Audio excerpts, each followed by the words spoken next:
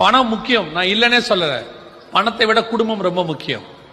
கொஞ்சம் வசதி குறைவா கூட இருக்கட்டும், ஆனா குடும்பம் இருக்கணும். வசதிக்காக குடும்பம் போயிடக்கூடாது. இன்னைக்கு நிறைய பேர் வசதிக்காக குடும்பத்தை தொலைச்சிட்டாங்க. வாழ்க்கை வசதியா இருக்கணும் எதை தொலைச்சிட்டாங்க? குடும்பத்தை தொலைச்சிட்டாங்க.